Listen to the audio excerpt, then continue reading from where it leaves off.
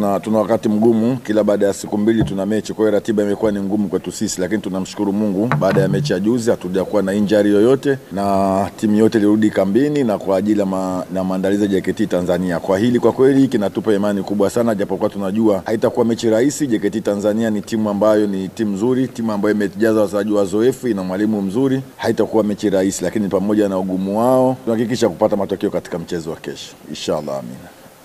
Ni tatizo ambalo kiukweli limekuwa linakuja linajirudia na tumekuwa tunajifanyia sana kazi. Hata juzi nafikiri limejitokeza tena.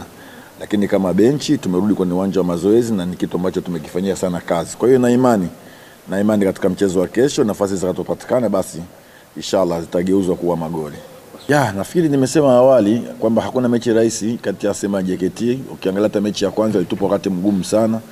Na kesho tutakuwa katika uwanja wao. Kiukweli tumejiandaa vya kutosha pamoja na ugumu wao na katika uwanja wao tuhakikishe tunapata matokeo kwenye mchezo wa kesho. Kiukweli sisi tulitarajia game hizi lazima zitakuwa ni game ngumu kwa sababu watu wote wamekuwa ni watu wagumu kwetu sisi, na hilo sisi tulijua mapema kabisa kupata upinzani na namna hii. Tumejipanga na tunajiandaa kwa upinzani huo kuhakikisha tunapata matokeo. Kwa hiyo mimi nafikiri ni swala ambalo sisi tulitarajia na tunalifanyia maandalizi ya kutosha ili kuweza kutengeneza mechi hizi kuwa rahisi kuliko kuwa ngumu kwetu sisi. Mimi nashukuru morali ya wachezaji wetu sisi iko vizuri sana na wamekuwa wakihamasishana wao kwa wao, wakipeana majukumu kuhakikisha tunafanya vizuri katika mchezo huu. Kwa hiyo ile umoja wa wachezaji kiukweli sisi